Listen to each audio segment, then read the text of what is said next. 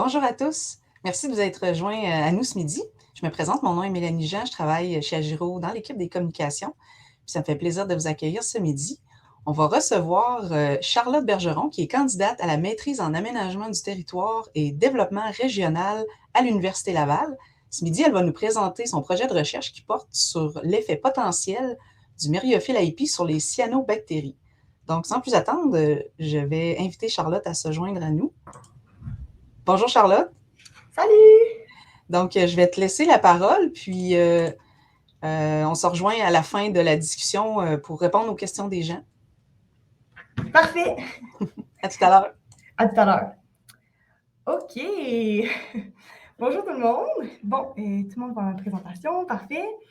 Donc oui, aujourd'hui, je vais vous parler de mon projet qui porte sur l'effet potentiel du myriophylle IP, donc Myriophyllum spicatum, sur les cyanobactéries en milieu lacustre. Donc, c'est un projet qui a été co-dirigé par Claude Lavoie, Sonia Bemel et François Proulx. Et puis, en fait, c'est un projet que j'effectue, là, comme on l'a dit, en ma maîtrise, en fait, en aménagement du territoire et développement régional. Et donc, c'est une maîtrise que j'ai fait, une maîtrise de recherche. Donc, j'ai vraiment tout un projet de recherche qui va mener à l'écriture d'un mémoire à la fin. Et puis, pour en fait vous présenter mon projet, je vais un peu passer par la méthode que j'ai faite pour développer mon projet au fil du temps. Donc, ce que j'ai utilisé en fait pour mon projet, c'est la méthode scientifique. Donc là, ici, je vais vous résumer là, en étape très large, c'est quoi la méthode scientifique. Donc, tout d'abord, ça commence par une revue de la littérature. Donc, on veut savoir un peu ce qu'on connaît sur le sujet, qu'est-ce qu'on sait déjà. Ensuite, on va aussi se poser des questions. Donc, les questions sur ce qu'on ne sait pas dans la littérature et on va poser des hypothèses sur ces questions-là. Ensuite, on va aller sur le terrain pour récolter des données et des échantillons. Ensuite, on va analyser ces échantillons-là en laboratoire, ce qui va mener à ensuite une analyse de résultats l'analyse des résultats en fait. Et ensuite, avec les résultats, on va faire des conclusions pour ensuite écrire un mémoire ou même des articles. Et puis là, en ce moment, moi, en novembre 2022, je suis seulement rendue à l'étape de l'analyse des échantillons en laboratoire.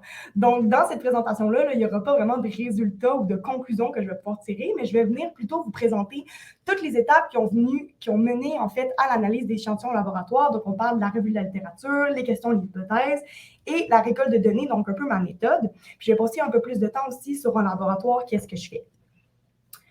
Donc, si on continue, je veux commencer par vous présenter les deux vedettes aujourd'hui. Donc, notre première vedette, c'est le myriophylle IP. Donc, le myriophylle IP, c'est une problématique quand même assez importante au Québec. Donc, le myriophylle, c'est une plante aquatique exotique envahissante. OK, un long mot, on va le décortiquer. Donc, c'est une plante, en effet, c'est pas une algue, c'est vraiment une plante, ça a une tige, ça a des feuilles, ça a des racines, ça va faire des fleurs, donc c'est vraiment une plante. Aquatique, bon, ça vit dans l'eau. Exotique parce que, en fait, le myriophylle va se trouver à l'extérieur de son aire de répartition naturelle. Donc, le myriophylle, habituellement, on le retrouve plus en Eurasie, donc c'est là-bas qu'il est indigène, alors que là, au Québec, c'est pas où est-ce qu'il est supposé être, donc c'est pour ça qu'on dit qu'il est exotique. Et on va dire aussi que le myriophylle est envahissant, parce que le myriophylle, en fait, va être capable de se reproduire très, très, très facilement, de créer par fragmentation, par ses rhizomes, par ses fleurs. Donc, ça va vraiment venir créer des herbiers qui sont très denses et qui vont être nuisibles, en fait, aux activités anthropiques. Donc, juste pour vous donner une idée, là, en 1958, ça va être le plus vieux spécimen qui va être récolté au Canada. Et puis, en 2022, il va y avoir en fait déjà plus de 200 plans d'eau qui vont être envahis par le myriophylle. Donc, c'est quand même assez impressionnant. Donc, si on continue, rapidement, juste comment identifier le myriophylle IP. Donc, on peut voir ici, là, le myriophylle IP va vraiment être une longue tige qui va être ancrée dans le sol. Cette tige-là peut se ramifier à la surface. Et ça va venir créer des canopées assez denses, là, en lit de myriophylle. Et puis, chaque myriophylle, chaque feuille de myriophylle, en fait, ça va être vraiment comme 3 à 6 feuilles qui vont être disposées comme ça en verticille. Et puis, généralement, là, je vous dirais que c'est pas mal 4 feuilles. Et les feuilles vont ressembler vraiment comme à des plumes. Donc, ça va être comme plein de petites feuilles super divisées qui vont être divisées en 12 à 24 paires de feuilles. Bon, là, c'est une vraie photo ici de myriophylle. Ça me semble assez compliqué, là. Mais en gros, si vous tombez sur une plante aquatique qui ressemble pas mal à du myriophylle, là, des petites feuilles comme ça qui sont très minces, qui ressemblent à des plumes, ça va vraiment, pour confirmer que c'est du myriophylle, vous pouvez demander est-ce que c'est un herbier qui est super dense et large et vraiment important. Parce que c'est du myriophylle qu'on dit indigène, donc le myriophylle qui vient du Québec, donc qui est un myriophylle qui n'est pas problématique, bien souvent, on va le retrouver dans des petits herbiers ou seulement éparses. Alors que si c'est le myriophylle à épi, qui est la plante exotique envahissante, bien là, on va vraiment le retrouver dans des herbiers qui sont très denses. Si on passe maintenant à notre deuxième vedette, les cyanobactéries. Bon, les cyanobactéries, ce sont des prokaryotes, donc ils ne vont pas posséder de noyau. Donc, sans noyau, c'est vraiment comme à l'intérieur, là, il n'y a pas d'organisation à l'intérieur de la cellule de la cyanobactérie. Un peu comme les bactéries d'ailleurs. Et puis, toutefois, les cyanobactéries vont être capables de faire de la photosynthèse.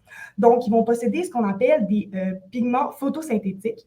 Donc, on parle de la phycocyanine et la chlorophylle alpha.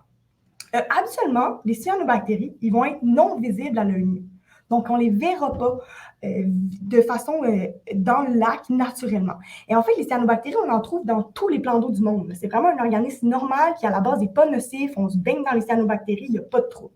Le problème, c'est lors de conditions favorables à leur multiplication. Donc, on parle ici de température chaude, de faible courant, d'eau stagnante, de surplus de phosphore. Donc, ça peut amener une surcroissance des cyanobactéries et c'est là que ça vient créer ce qu'on appelle des floraisons de cyanobactéries. Et c'est ça qui peut être potentiellement toxique parce qu'il y a des cyanobactéries qui peuvent relâcher des toxines. À ce moment-là, puis là, ça peut être vraiment dangereux autant pour la consommation de l'eau que pour les activités comme la baignade. Mais ce n'est pas toutes les fleurs d'eau qui sont toxiques, mais ça peut l'être. Donc, maintenant qu'on connaît nos deux vedettes, donc le myriophylle IP et les cyanobactéries, bien, ça explique un peu mon projet. Moi, je veux savoir c'est quoi l'effet potentiel que pourrait avoir le myriophylle IP sur les cyanobactéries. Alors là, bon, j'allais voir dans la littérature un peu, essayer de découvrir ça, puis il y a 3 façons principales que le myriophylle pourrait affecter les cyanobactéries. La première, c'est l'allélopathie. OK, c'est un mot compliqué, l'allélopathie, mais la définition est assez simple. C'est tout effet direct ou indirect d'un organisme sur un autre par la libération de substances chimiques dans l'environnement. Bon, pour clarifier, là, c'est que, par exemple, on aurait une plante. Cette plante-là peut libérer dans l'environnement, tous les petits points rouges que vous voyez, là, des substances qu'on dit des substances chimiques dans l'environnement. Donc, la plante vient libérer ça, ça peut être de différentes façons, la décomposition des résidus, de la volatilisation par la pluie. Et ces substances-là, quand elles vont être rendues dans l'environnement autour de la plante, ils peuvent venir affecter les espèces qui compétitionnent la plante principale. Donc, par exemple, on peut empêcher des graines de faire la germination. On peut empêcher la croissance de certaines plantes. Donc, on peut vraiment nuire à certains organismes autour de la plante qui a libéré les substances pour justement qu'elle ait un avantage compétitif. Donc, vous pouvez voir ici, la plante libère des composés, puis ça nuit autour. En milieu terrestre, l'allélopathie, c'est quand même assez connu et il y a beaucoup de plantes, en fait, qu'on sait qui font de l'allélopathie. Donc, on a, par exemple, le noyer, certaines plantes du genre eucalyptus, on a des grandes cultures de blé, de riz, certaines légumineuses, donc ils vont relâcher une panoplie de substances chimiques autour d'eux, dans leur environnement. Ça peut venir inhiber la germination de plusieurs plantes, limiter la croissance des cultures environnantes. Donc, tout ça pour dire que ça aide vraiment cette plante-là qui libère les substances à avoir un avantage dans la compétition pour les différents nutriments, la lumière, etc. Bon, en milieu aquatique, c'est un peu similaire, là. Il y a aussi certains organismes qui vont être capables de faire de l'allélopathie. Donc, on parle des plantes, des algues, les cyanobactéries. Donc, en gros, là, en quoi ça consiste, c'est vraiment la compétition pour la lumière qui est importante dans les lacs et dans les rivières. Donc, on voit ici la compétition pour la lumière. Donc, par exemple, on aurait une plante qui voudrait justement, elle aurait besoin de lumière pour croître, mais malheureusement, au-dessus d'elle, il y a des algues et des cyanobactéries qui viennent créer un écran qui capte la lumière. Donc, la lumière ne se rend pas dans le fond de l'eau pour cette plante-là. Toutefois, si la plante aurait par hasard ou développé la capacité de libérer des substances allélochimiques, bien, ces substances-là viendraient tuer ou nuire à la croissance des algues et cyanobactéries, ce qui permettrait à la lumière de traverser l'eau plus facilement et d'aller justement aider la photosynthèse de cette plante-là qui pourrait croître plus facilement. Donc, c'est un peu ça le principe derrière l'allélopathie. Il y a plusieurs plantes aquatiques qui font l'allélopathie. Vous en connaissez sûrement là-dedans, les lodées, la châtaigne d'eau, notre belle amie la quenouille. Eh bien, vous vous en doutez un peu, le myriophylle aussi fait de l'allélopathie. En fait, le myriophylle va libérer plusieurs composés. On parle de 5 polyphénols et 3 acides gras. Bon, là, c'est des mots compliqués. Le télimagrandin 2, l'acide élagique, l'acide 6,6-octadécénoïque. Oh, j'ai dit. Mais oui, donc c'est tous des composés que le myriophylle va relâcher et ces composés-là vont théoriquement aller affecter les cyanobactéries autour. Et ça, en fait, ça a été principalement testé en laboratoire. Donc, en laboratoire, ce qui a été fait, c'est que c'est des cultures mixtes qui ont été faites de justement différentes plantes. Donc, on a pris un pot, on a mis un paquet de myriophiles là-dedans, on a mis des cyanobactéries, on a regardé la croissance des cyanobactéries. Donc, vous pouvez regarder ici, là, on a la concentration de myriophiles en grammes par litre et la croissance des différentes cyanobactéries. Et vous pouvez voir là, que déjà, avec des concentrations de 3 grammes par litre, 2 grammes par litre, on vient diminuer la croissance des cyanobactéries à presque 0%. Donc, c'est quand même assez incroyable en laboratoire comment, le myriophylle, ça tue les cyanobactéries, c'est magique. Bon. Là, il y en a qui pourraient dire « Ah, le myriophylle, c'est magique, il faut mettre ça dans tous les plans d'eau pour se débarrasser des cyanobactéries. » Wow. Là, c'est vrai qu'en laboratoire, on a mis ça dans un pot, ça fonctionne. Mais en milieu naturel, c'est un autre jeu. Premièrement, est-ce que vraiment on a des biomasses de myriophylle suffisantes? Ça, c'est à discuter aussi. Dans un bocal, on est capable de mettre autant de myriophylle qu'on veut, mais en milieu naturel, le myriophylle n'est peut-être pas aussi dense. Aussi, il y a la dégradation des substances qui est possible dans un lac. Dans un lac, on a des bactéries, on a d'autres substances chimiques avec lesquelles les substances peuvent réagir. Donc, tout ça, ça peut amener la dégradation des substances allylochimiques qui sont relâchées. Aussi, dans un bocal, j'ai une certaine quantité d'eau assez petite, mais dans un lac, j'ai vraiment, vraiment beaucoup d'eau, donc ça peut venir diluer les substances assez beaucoup. Et puis aussi, l'eau dans un lac est en mouvement, donc le temps de résidence de l'eau peut aussi venir affecter. Alors ça va vraiment être une partie assez importante de mon projet, de venir voir si l'allopathie, c'est possible en nature, si le myriophylle peut assez libérer de substances pour venir affecter les cyanobactéries. La deuxième façon que le myriophylle peut affecter les cyanobactéries, c'est en agissant en fait comme substrat pour le périphyton. Donc, le périphyton, c'est une communauté d'organismes. Donc, on parle des algues, des bactéries, des protozoaires qui vont s'accumuler à la surface d'objets de plantes. Donc là, si vous regardez ici le petit myriophylle, là, on voit qu'il y a comme une petite couche d'éponge, là, un petit peu de froufrou sur le myriophylle. Puis le myriophylle, c'est tellement divisé que ça peut aussi beaucoup là, posséder de périphyton. Donc, ce périphyton-là qui va se trouver sur le myriophylle, lui, il va consommer des éléments nutritifs, les mêmes que les cyanobactéries. Et donc, le périphyton sur le myriophylle pourrait venir entrer en compétition avec les cyanobactéries. Donc, ça pourrait nuire aux cyanobactéries de cette façon-là. La troisième façon que le myriophylle pourrait, cette fois-ci, aider les cyanobactéries, c'est par transfert de nutriments des sédiments vers l'eau. Donc, je m'explique. Le myriophylle, pendant sa croissance, il va puiser ses nutriments principalement dans les sédiments. Donc, ça, là, surtout dans les lacs qui ne sont pas nécessairement très enrichis, mais dans les lacs qu'on dit mésotrophes, là, il va surtout prendre ses nutriments dans les sédiments. Et donc, il y a peu de compétition pour les nutriments avec les cyanobactéries, parce que les cyanobactéries prennent leurs nutriments dans l'eau, le myriophylle prend ses nutriments dans les sédiments. Donc, pas de chicane. Mais quand le myriophylle va se décomposer, bien là, il va venir libérer les nutriments dans l'eau et non dans les sédiments. Puis ces nutriments-là vont être sur une forme qui est très facilement assimilable par les cyanobactéries. Et donc, ça peut venir stimuler des floraisons de cyanobactéries, ce qui va être un problème. Donc, le myriophylle pourrait vraiment agir comme une pompe des nutriments des sédiments à l'eau au cours de l'été. Donc là, ça finit un peu du côté littérature, comment le myriophylle pourrait venir affecter les cyanobactéries. Ce qui se passe en nature réellement, on ne le sait pas vraiment, c'est ça ce qui a mené à ma question. Donc, l'objectif principal de mon étude, ça va être de vérifier si l'hypothèse d'un lien de cause à effet entre le myriophylle et les cyanobactéries est plausible en nature. Et comme j'ai dit, on veut vraiment plus se concentrer sur le côté allélopathie.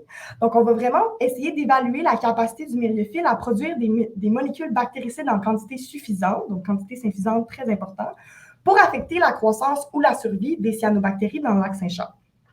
Bon, voilà, la question est posée.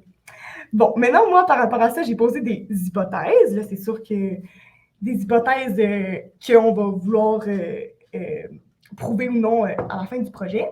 Donc, ma première hypothèse, je me suis dit, bon, moi, selon moi, là, dans un lac, on doit pouvoir retrouver des concentrations suffisamment élevées de substances allylochimiques, donc celles qui font l'allélopathie, pour avoir un effet délétère sur les cyanobactéries. Donc là, vous pouvez voir ici le petit graphique. On regarde ici les concentrations. Dans ce cas-là, c'est les polyphénols. Ici, c'est les acides gras. Donc, on a des concentrations quand même assez importantes de substances. 2,5 mg par litre, c'est quand même beaucoup. On parle entre 1 et 5 mg par litre là, pour retrouver une croissance qu'on dit de 0% de cyanobactéries. Donc, c'est quand même des concentrations assez importantes, mais selon moi, on serait capable de retrouver ça dans un lac. Ensuite, ma deuxième hypothèse, je pense que les concentrations de ces substances-là, donc de composés phénoliques et d'acides gras, ils vont être le plus élevés en septembre et en octobre au lieu d'en juillet et en août. Parce qu'en septembre et en octobre, c'est le moment où la plante se décompose. Puis ces substances-là, en fait, sont dans les tissus de la plante. Donc, j'ai l'impression que lorsque la plante va se décomposer, ces substances-là vont être relâchées dans l'eau. Donc, ça serait à ce moment-là qu'on aurait le plus de composés phénoliques et d'acides gras dans l'eau. Toutefois, je pense que c'est plutôt en juillet et en août que ces polyphénols et acides gras vont avoir un effet sur les cyanobactéries. Je m'explique. Parce qu'en automne, oui, peut-être qu'on a plus de composés phénoliques et d'acides gras, mais on a aussi plus de nutriments vu que la plante se décompose. Donc, je pense qu'il y aurait tellement de nutriments dans l'eau que l'effet des composés phénoliques serait presque nul. Au contraire, en juillet et en août, là, on a des compétitions pour les nutriments, puis en plus, le myriophile, c'est le moment où il veut faire la compétition pour la lumière pour essayer de croître le plus rapidement possible. Donc, selon moi, ça serait en juillet et en août qu'on aurait plus de cyanobactéries dans les herbiers sans myriophile que dans les herbiers avec myriophile. Donc voilà, c'est ce qui termine un peu mes hypothèses. Alors là, c'est le temps d'aller sur le terrain et récolter des données. Alors, notre premier site d'étude, ça va être le lac Saint-Charles, le magnifique lac Saint-Charles que j'adore. Sur le lac Saint-Charles, on a fait 6 sites d'échantillonnage. Donc, ce que j'ai fait, moi, j'ai utilisé la carte de 2016, puis en plus, on est retourné sur le terrain l'année passée pour vérifier où il y avait du myriophile. Puis, on a choisi 6 sites. Donc, on a 3 sites avec myriophile et 3 sites sans myriophile. Donc, vous pouvez les voir, là. Ici, c'est nos 3 sites où on a, nos 6 sites où on a récolté de la biomasse, puis on a 6 sites où on a récolté de l'eau. Et pour les récoltes de l'eau, on a fait 3 réplicas par site. Donc, ça, c'est le lac Saint-Charles. Et notre deuxième site d'étude, c'est le lac Mackenzie. Bon, le lac Mackenzie, c'est un petit trou d'eau comparé au lac Saint-Charles. On peut voir ici la différence. Là. Ça, c'est le lac Mackenzie. Ça, c'est le gros lac Saint-Charles. Là. C'est un petit trou d'eau qu'on a décidé d'ajouter aux données. Et la raison, c'est parce qu'au lac Mackenzie, il y a vraiment, vraiment, vraiment beaucoup de myriophiles dans un plus petit volume d'eau. Donc là, j'aimerais ça vous l'expliquer avec des mots, mais je pense que la meilleure façon, c'est avec des photos. Ça ici, c'est le lac Mackenzie. Donc, vous pouvez vraiment voir qu'il y a du myriophile partout sur le lac. Alors qu'au lac Saint-Charles, oui, on a des grands herbiers de myriophile, mais la densité est souvent moins importante. Donc, si on voulait détecter des polyphénols à acide gras, être sûr et certain qu'il y en avait ou qu'il n'y en avait pas, mais le lac Mackenzie était vraiment important pour ça. Et puis là, j'ai d'autres photos parce que c'est magique. Hein? Du myriophile à n'en perte de vue. C'est vraiment assez impressionnant à voir. Puis l'eau est très claire en plus, donc on voit super bien les plantes. Bon, j'ai une autre photo. Là, ça, c'est de la surface du lac. Là. On voit vraiment, comme tout ce que vous voyez dans le fond ici, là, tout ça, c'est un tapis de myriophiles qu'on retrouve sur l'entièreté du lac. C'est vraiment impressionnant. Bon, j'ai d'autres photos parce que je trouvais ça absolument fou quand j'ai vu ça la première fois. Là, ça, c'est le myriophile ici est en fleurs, donc on a plein d'épis partout sur le lac. C'est assez impressionnant, là, des petites fleurs. C'est même beau, même si on ne peut pas trouver ça beau, mais personnellement, je trouvais même ça beau. Mais oui, c'est vraiment impressionnant à quel point ce lac-là est envahi de myriophiles. Donc, c'est vraiment l'endroit parfait si on voulait détecter des polyphénols acides gras. C'est un endroit parfait à échantillonner. Pour le moment d'échantillonnage, on a fait ça de juin à octobre. Donc, on voulait vraiment avoir la croissance de la plante, donc en juin, juillet. Et puis, on voulait avoir la sénescence de la plante, donc lorsque la plante se décomposait en septembre et en octobre. Une des choses qu'on a faites, on a fait premièrement la récolte de biomasse 3 fois dans l'été. Donc, on a fait ça en juillet, en août, en septembre. Donc, le principe, là, c'est vraiment, on avait comme une carte avec plein de points. Et puis là, moi, j'arrivais avec mon gros râteau. C'est 2 râteaux doubles collés ensemble. Là, je descendais ça dans le fond du lac. Je tournais ça. Je remontais les plantes. Là, je remontais, oui, le myriophile, mais toutes les plantes indigènes aussi. Et là, on allait peser, en fait, la masse de plantes aquatiques qu'on avait sorties. Puis, on identifiait aussi les plantes, là, autant le myriophile que les plantes indigènes qu'on trouvait. Donc, on a fait ça autant dans le lac Saint-Charles, qu'on va voir ici, là, avec le pompon de Jocelyn qui nous a gentiment prêté, puis il nous a accompagnés aussi. C'était vraiment des belles journées. Puis on a fait ça aussi au lac Mackenzie, là, où il y avait beaucoup plus de myriophile, dont on sortait du stock. Là. Et puis, c'est ça, donc le but, là, c'était vraiment de venir comparer les différents herbiers de myriophile au lac Saint-Charles. Donc, au lac Saint-Charles, on a 3 sites avec myriophile, mais peut-être qu'il y avait un site qui avait plus de myriophile que d'autres, donc ça pouvait nous permettre de comparer ces sites-là. Aussi, on voulait regarder entre juillet ou septembre, bon, est-ce qu'il y a un mois où il y a plus de myriophile, un mois où il y a moins de myriophile, donc on peut suivre l'évolution de la biomasse. Puis, on voulait aussi comparer le lac Mackenzie et le lac Saint-Charles. On sait que le lac Mackenzie, il y a vraiment plus de myriophile que le lac Saint-Charles, mais à quel point il y en a plus, là, on peut un peu plus le quantifier. Donc, ça, c'est ce qui termine le côté biomasse. Oh oui, j'avais une petite vidéo pour vous montrer comment ça fonctionne. En gros, là, c'est comme du spaghetti. On a un râteau, on descend ça dans l'eau, et puis on enroule le myriophile comme du spaghetti, et on remonte ça à la surface, et là, ensuite, on peut compter peser le myriophile. Et puis, bon, c'est Jocelyn qui avait l'idée de mettre la caméra sur le râteau, puis je trouve que ça fait vraiment un beau fini, là. Donc, on peut, comme ça, attraper le myriophile. Bon, on a aussi fait de la récolte d'eau. Donc ça, on a fait ça 8 fois dans l'été. Bon, pour récolter l'eau, on a utilisé un échantillonneur intégral de la colonne d'eau. Mot compliqué, c'est pas très compliqué. En gros, ce que c'est, là, c'est un tuyau de balayeuse. Donc, c'est moi qui ai un peu, désolée l'expression, mais patenté ça. Donc, c'est un tuyau de balayeuse auquel j'attachais un poids au bout. Et puis, le principe, c'est que je descendais le tuyau de balayeuse avec ma petite cordelette ici. Là, je descendais le tuyau jusqu'à environ comme 30 cm de la surface, des sédiments de l'eau. Ensuite, lorsque le tuyau était rendu dans le fond, je venais mettre un bouchon de bain au bout du tuyau. Puis ça, le principe, c'est que ça venait vraiment rendre étanche le tuyau. Et donc, l'eau qui était prise dans le tuyau allait rester là. Puis ensuite, je remontais à la surface le poids avec la corde. Puis là, l'eau venait être pris ici, là, comme dans le tuyau qui est là. L'eau est comme pris dans ce tuyau-là. Donc, ça me permet de prendre toute la colonne d'eau en un seul échantillon. Puis après ça, je transférais ça dans une chaudière. Puis après ça, je pouvais mettre ça dans mes bouteilles. Donc, j'avais des bouteilles pour les polyphénols, des bouteilles pour les acides gras, des bouteilles pour les nutriments, des bouteilles pour les cyanobactéries. Donc, j'avais beaucoup de bouteilles. J'ai transporté de la bouteille cet été. Je suis rendue forte. Des grosses glacières, puis il fallait que ça reste au froid. Donc, on avait des ice packs là-dedans pour garder le tout froid. Donc, c'est quand même beaucoup de choses qu'on transportait sur le bateau. Ensuite, on a pris aussi d'autres données. Donc, pendant la récolte de l'eau, on a profité, on avait une sonde. À chaque mètre, on mesurait la température de l'eau, l'oxygène, le pH, la conductivité. Avec le Kestrel, on prenait la température de l'air et la vitesse du vent. Et puis, le 10 de Secchi, on prenait la transparence de l'eau. Et avec le profondimètre, on prenait la profondeur de l'eau. Donc, toutes des autres données. Alors là, c'est ce qui termine le côté terrain. Donc, on est allé sur le terrain, on a récolté nos échantillons, on a récolté nos données. Maintenant, au laboratoire. Au laboratoire, bon, moi, j'ai un peu donné mon travail à certaines personnes. Donc, l'Université de Montréal, eux, vont s'occuper de déterminer une concentration en polyphénol et en acide gras.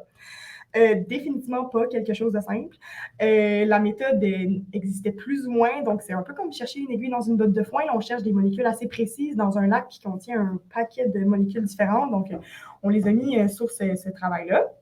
La Ville de Québec, eux, le laboratoire là-bas va s'occuper des nutriments, de tout ce qui est concentration de nutriments. Et moi, je m'occupe du dénombrement et l'identification au genre des cyanobactéries. Et c'est un peu sur ça que je voudrais m'attarder un petit peu pour terminer ma présentation. Un peu vous montrer qu'est-ce que c'est compter les cyanobactéries, à quoi ça ressemble en laboratoire. Donc, ça ici, c'est à quoi ressemble le lac Saint-Charles pour la majorité des gens ici. Donc, c'est une étendue d'eau. Il y a des forêts autour, des montagnes. C'est un lieu où les poissons vivent. C'est un lieu où on fait de la pêche, un lieu où on fait de la planche. C'est super beau. Moi aussi, j'aime le lac comme ça. Mais je vais vous montrer comment, moi, ces temps-ci, je vois le lac Saint-Charles. Ouais. Un petit peu différent. Moi, je vois le lac Saint-Charles ces temps-ci à travers les yeux de mon microscope. Et puis, comme vous pouvez voir, il y a beaucoup de vie dans le lac Saint-Charles qu'on ne voit pas, beaucoup d'organismes. Parfois, ça peut être magnifique. J'ai une autre photo ici, là, des étoiles, des crochets. Là, c'était vraiment la première fois que j'ai vu ça. Waouh! Le lac Saint-Charles, un autre monde complètement à travers le microscope. Beaucoup d'organismes qu'on ne voit pas. Bon, comment on est arrivé là? On va y aller une étape à la fois, là. En gros, moi, sur le terrain, quand je récoltais de l'eau, je mettais mon eau dans des bouteilles avec du Lugol. Le Lugol, ce que ça fait, c'est que ça vient tuer et figer toutes les cyanobactéries.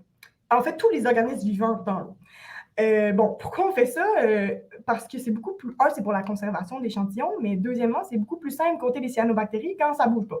Parce que essayer d'attraper les cyanobactéries pendant qu'ils bougent, puis essayer de les compter, puis les identifier, non, là, ça, c'était trop compliqué. Donc, on les fiche, on les tue, on s'assure qu'ils ne bougent plus. Ensuite, ce qu'on va faire, c'est qu'on va les mettre ici, on va mettre l'échantillon dans les tours de sédimentation que vous voyez ici. Donc, vraiment, le volume de la tour va dépendre d'à quel point l'échantillon est dense ou non en cyanobactéries. Puis là, on va attendre 24 heures, une nuit. Là, on va laisser passer une bonne journée, le temps que toutes les cyanobactéries qui sont mortes sédimentent dans le fond de notre tour. Et puis en plus ça va se retrouver en fait sur une lame. Donc ce que vous voyez ici, c'est la lame que moi j'utilise pour compter les cyanobactéries. Puis dans le centre, on a vraiment le petit rond orange. L'orange, c'est le lugol, qui est vraiment rempli de cyanobactéries sédimentées, concentrées. Donc c'est ça que je vais compter, regarder. Après ça, on va regarder ça sous un microscope. Donc ça, c'est un microscope inversé. Donc, c'est un peu différent d'un microscope normal. Les objectifs sont en dessous. Donc, on regarde l'échantillon par en dessous. C'est un peu différent, mais vu que les cyanobactéries se sont sédimentées par le haut, il faut les regarder par en dessous pour voir ce que c'est sédimenté. Donc, c'est un microscope qu'on ne trouve pas à tous les coins de rue, mais qui est super pratique là, pour compter les cyanobactéries. Ensuite, je vais aussi utiliser des ouvrages de référence parce que là, les cyanobactéries, il faut que je les identifie au genre, il faut que je sache comment les identifier. Donc là, je vous dirais que ça, c'est pas du tout simple. On a des grosses clés d'identification qui font plusieurs pages pour identifier tous les genres avec des critères qui sont vraiment nouveaux, différents. C'est pas comme identifier une plante ou un animal, là, c'est vraiment des critères un peu plus compliqués. Puis on a utilisé aussi des livres en anglais, des gros ouvrages de référence qui ont été faits ça fait plusieurs années.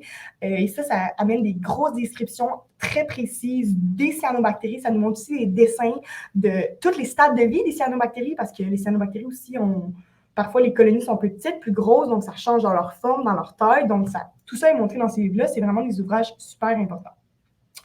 Bon, la première étape, là, oui, on veut identifier les cyanobactéries au genre, mais premièrement, il faut se demander qu'est-ce qui est une cyanobactérie puis qu'est-ce qui n'en est pas. Parce que dans un lac, il n'y a pas juste des cyanobactéries. Il y a des algues qui ne sont pas nécessairement des cyanobactéries. Il y a du zooplancton, il y a des diatomées, donc plein de choses. Moi, c'était la première étape là, dans ma formation, c'était vraiment différencier une cyanobactérie de quelque chose qui n'en est pas. Et puis ça, c'est une image que je vous avais montrée au début là, de à quoi ressemblait le lac Saint-Charles. Mais en fait, il n'y a pas de cyanobactéries dans cette image. En tout cas, à ce que je vois, là, les belles étoiles, les beaux crochets, ce n'étaient pas des cyanobactéries. Malheureusement, ce n'est pas ça que j'allais compter. Mais c'est ça. Donc, différencier les cyanobactéries, en gros, quand c'est quelque chose de beau, d'organisé et de complexe, ce n'est pas une cyanobactérie. Donc, ici, c'est tous des exemples de choses qui ne sont pas des cyanobactéries. Donc, vous voyez, là, des belles structures qu'on peut retrouver. Tout ça est trop compliqué pour être une cyanobactérie. Une cyanobactérie, c'est vraiment un prokaryote. Il n'y a pas de noyau, il n'y a pas d'organisation dans la cellule. La cellule est vraiment homogène. Donc, on peut voir ici, là, ça, c'est des exemples de cyanobactéries à droite. Donc, vous voyez vraiment, c'est des petites boules. À l'intérieur, il n'y a pas d'organisation, il n'y a pas de changement de couleur dans la cellule. C'est vraiment des formes qui sont simples, qui sont normales. Alors qu'ici, on arrive à quelque chose de beaucoup trop compliqué. Regardez, ici, là, ça, c'est compliqué. Là, moi, au début, j'étais sûre que c'était une cyanobactérie, mais quand on regarde dans la cellule, on voit qu'il y a comme des changements de couleur, on voit qu'il y a une certaine organisation. Donc, ça fait que c'est pas une cyanobactérie. Bon, je trouvais vraiment des belles choses. Ça, je l'appelle mon petit extraterrestre. Quand je trouvais ça bien beau, mais malheureusement, c'est pas une cyanobactérie. Bon, ici, c'est un petit piège, là. Ça m'a pris bien du temps à le comprendre, mais celle de droite, c'est une cyanobactérie, celle de gauche, en est pas une. Comment je le sais? On me l'a dit, puis je l'ai appris. Parce que sinon, moi, je les aurais mis dans la même catégorie. Mais c'est ça, on apprend au fur et à mesure.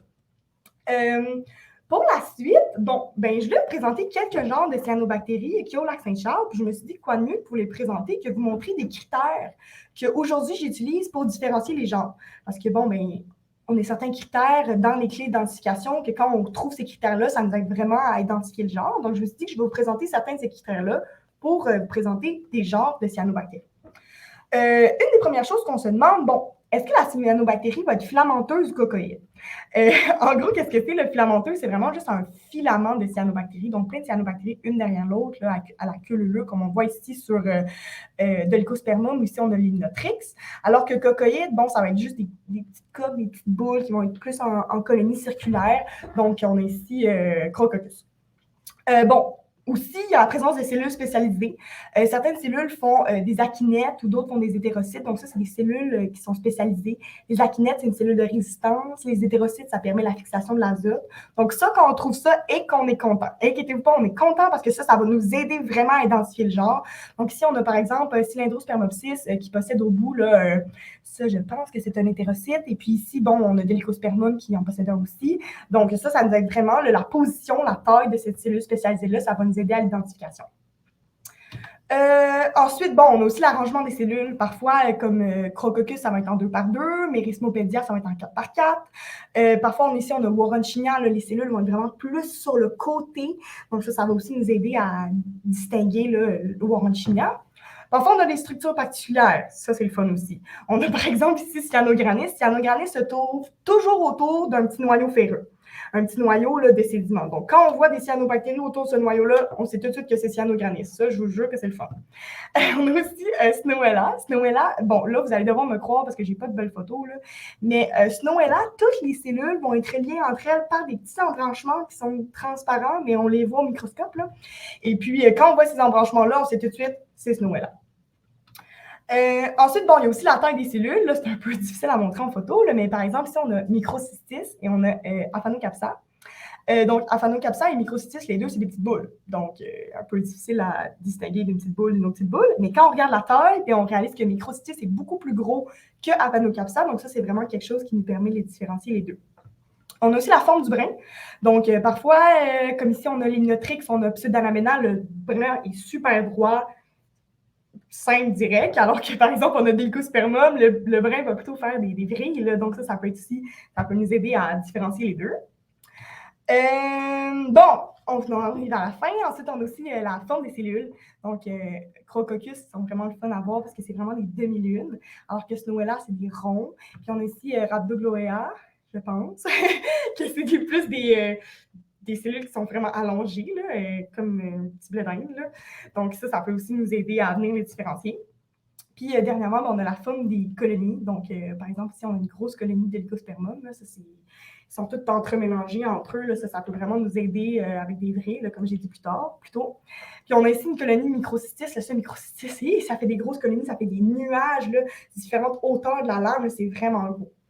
Donc, moi, c'est ça, je viens identifier aux gens les cyanobactéries. Puis après ça, quand je les identifie, j'ai compte. Donc là, vous allez me dire comment je compte cette colonie-là. Là. Je vous jure que c'est pas facile. On fait souvent des approximations parce qu'on ne peut pas tout compter. Puis quand il y en a moins, là, on peut les compter à l'unité, là, chacune des cellules. Donc moi, je vais vraiment compter et identifier chacune des cyanobactéries. Donc ça, c'est ça. C'est principalement ce que je fais en laboratoire pour terminer. Là. Puis je vais faire ça jusqu'en décembre. Là. Donc, on finit maintenant, on vient vers la fin de la présentation. L'analyse des échantillons au laboratoire, moi, je prévois faire ça jusqu'à Noël, là, de compter les cyanobactéries. On attend aussi les résultats de polyphénol et acides gras de l'Université de Montréal d'ici ce coin-là. Et puis, pour la suite, on va faire l'analyse de ces résultats-là pour possiblement arriver à des conclusions qui vont mener à l'écriture de mon mémoire et sûrement un article. Et puis, donc, ça va être pour cet hiver que je vais m'occuper de ça.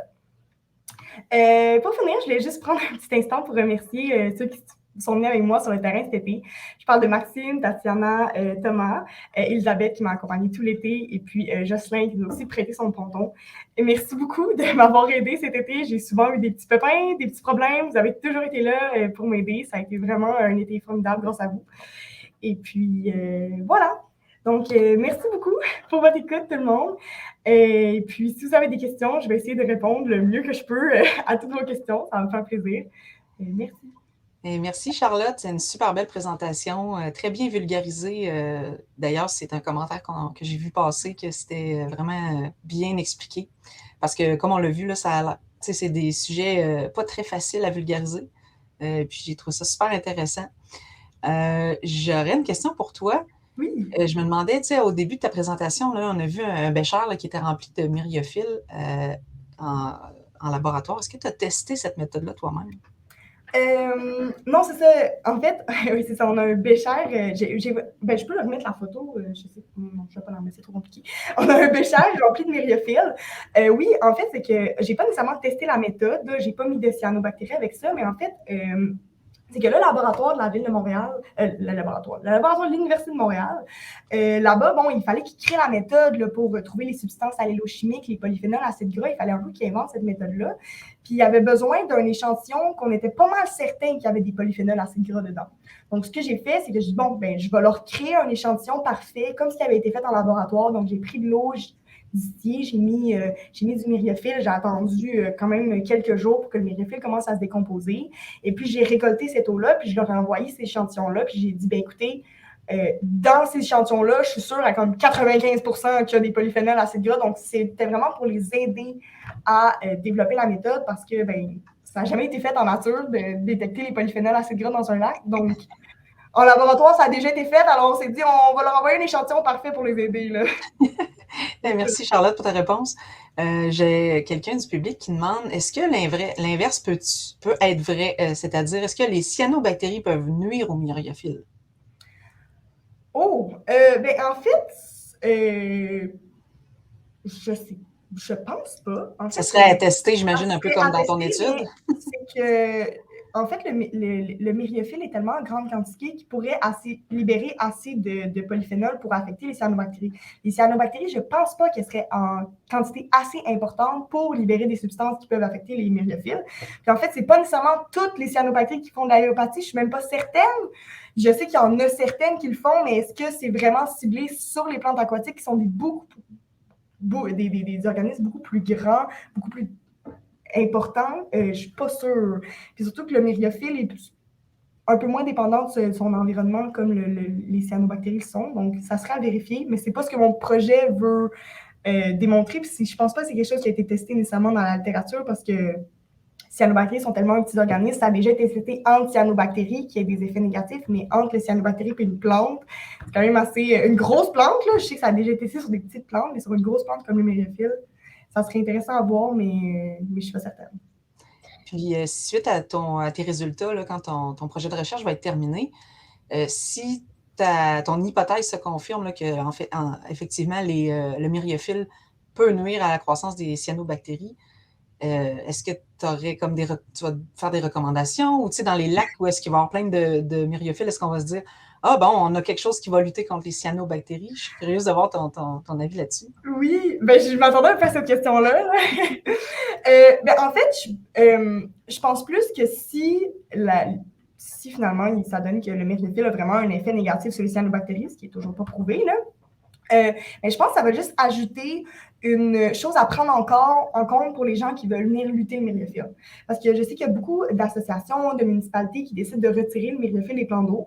Mais je pense que ça va être une chose à prendre en compte que si on retire le myriophile, on pourrait peut-être se retrouver avec des floraisons de cyanobactéries. Là, comme je dis, c'est toujours pas prouvé ça là. C'est un peu hypothétique, mais je pense que ça va être juste quelque chose à venir prendre en compte dans la gestion du myriophile, dans comment on veut attaquer le problème, si on est prêt à, par exemple, le lac Saint-Charles, qui est plus une source d'eau potable, peut-être qu'on verrait ça différemment d'un lac qu'on veut se baigner, puis vraiment utiliser le plan d'eau pour ses activités anthropiques de baignade et de bateau. Donc, je pense que ça va juste rajouter quelque chose de plus à prendre en compte dans la gestion du myriophile, mais sans nécessairement dire « Oh, le myriophile, c'est bien, il va falloir en planter dans tous les lacs du Québec. » Mais tout ça est très hypothétique, là, c'est considérant que si le myriophile vraiment avait un effet sur les cyanobactéries en nature. Oui, un lac, c'est un environnement assez complexe. Hein? Oui. Merci beaucoup, Charlotte, pour ton temps. Ça a été très apprécié. Très belle présentation. Je crois que les gens ont beaucoup apprécié. Si jamais il y a des gens qui ont manqué notre Facebook Live, faites-vous-en pas. Ça va être enregistré et remis en rediffusion sur notre page Facebook, mais aussi sur notre chaîne YouTube. Fait que vous pourrez la réécouter. Merci beaucoup, Charlotte. À la prochaine. Super, merci.